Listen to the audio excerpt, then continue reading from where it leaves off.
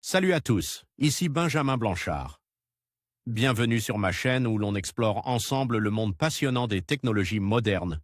Si vous êtes intéressé par les dernières innovations et que vous voulez rester à jour sur ce qui change notre quotidien, pensez à vous abonner. Aujourd'hui, on va plonger dans un sujet incontournable des nouvelles tech. Prêts à découvrir? C'est parti. Bonjour à tous et bienvenue dans cette nouvelle vidéo. Aujourd'hui, je vais vous parler d'une avancée incroyable dans le domaine de la mémoire numérique, un record de miniaturisation grâce à un hologramme quantique. Nous allons explorer comment cette technologie révolutionnaire permet de stocker une quantité d'informations phénoménale dans un espace minuscule. Je vais vous expliquer les principes de base de l'holographie quantique et vous montrer comment cela pourrait transformer notre manière de gérer et d'accéder aux données.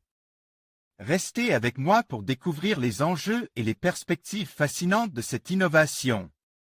En manipulant un nuage d'électrons pour y créer un hologramme, une équipe de l'université Stanford est parvenue à inscrire 2 lettres dans un volume plus petit qu'un atome.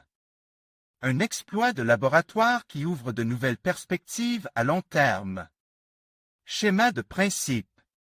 Le nuage électronique des atomes de cuivre, en jaune, est affecté par la présence de molécules de monoxyde de carbone, en noir. La conséquence est un motif stable dans les états quantiques des électrons. Codé, l'information correspond à 2 lettres, ici S et U, inscrites ensemble, comme si elles occupaient 2 couches distinctes. Stanford University, la plus petite mémoire du monde, occupe une surface à peu près carrée large de 0,3 nanomètres à la surface d'une piste cuivre-cuivre. Et elle contient 2 lettres. On peut y lire, avec des moyens sophistiques, un S et un U pour Stanford University. C'est en effet dans cette université californienne qu'une équipe de chercheurs, Christopher Moon, Laila Matto, Brian Foster, Gabriel Zeltzer et Harry Manoharan, a réussi cet exploit, qui repose sur l'utilisation d'un microscope à effet tunnel. Cet instrument constitue d'une pointe métallique extraordinairement fine que l'on déplace à très faible distance d'une surface peut aussi servir à mouvoir des atomes. En 1989, une équipe d'IBM avait ainsi inscrit les 3 lettres de la compagnie en disposant 35 atomes de xénon sur une surface nickel-nickel. Chacune des lettres était 4 fois plus grosse que la mémoire de l'équipe de Stanford. Les 3 lettres IBM inscrites sur une surface de nickel est constituée d'atomes de xénon déplacés avec la pointe d'un microscope à effet tunnel. Ici, l'expérience présentée en avril 1990. IBM sait donc à l'échelle subatomique que l'information a été inscrite. Pour y parvenir, les chercheurs ont dû manipuler les électrons eux-mêmes. Eux aussi ont utilisé un microscope à effet tunnel pour déplacer des molécules de monoxyde de carbone sur une surface de cuivre. Celles-ci, par leur seule présence, provoquent des ondes au sein du nuage électronique des atomes de cuivre. Analogue d'ondes de compression produites par une pierre bougeant dans l'eau, mais gouvernées par les lois de la mécanique quantique. Mécanique quantique, elle génère des motifs dans ce nuage, qui peuvent être transformés en hologramme avec un peu de doigts.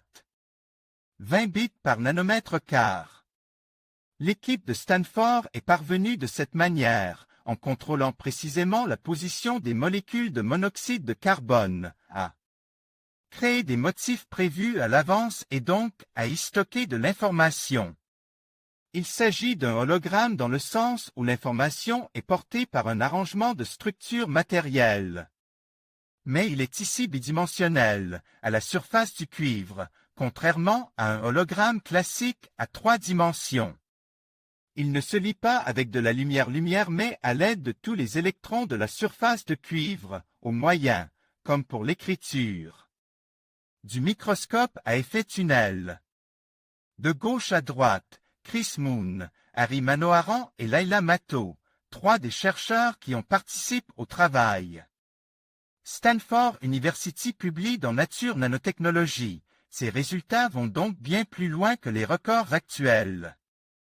Beaucoup cherchent encore à réaliser des mémoires à un seul électron, SEM, pour Single Electron Memory, en anglais.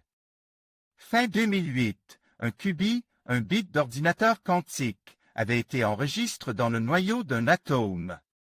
En enregistrant ces deux lettres, les chercheurs expliquent avoir atteint une capacité de stockage de 35 bits par électron, ou dit. Autrement, une densité de 20 bits par nanomètre quart. Bien sûr, il ne s'agit pour l'instant que d'un travail à l'échelle du laboratoire et on est loin, très loin, d'une application, qui, d'ailleurs, concernera peut-être surtout l'ordinateur quantique, toujours hypothétique. En conclusion, la découverte d'un hologramme quantique marque une avancée révolutionnaire dans le domaine de la mémoire, permettant une miniaturisation sans précédent. Grâce à cette technologie, nous sommes désormais en mesure de stocker des quantités d'informations inimaginables dans des espaces réduits. Cette innovation ouvre la voie à de nombreuses applications, allant des dispositifs électroniques aux systèmes de stockage de données. L'avenir de la mémoire semble prometteur, et il sera passionnant de voir comment ces avancées transformeront notre quotidien. Merci de nous avoir suivis dans cette exploration fascinante.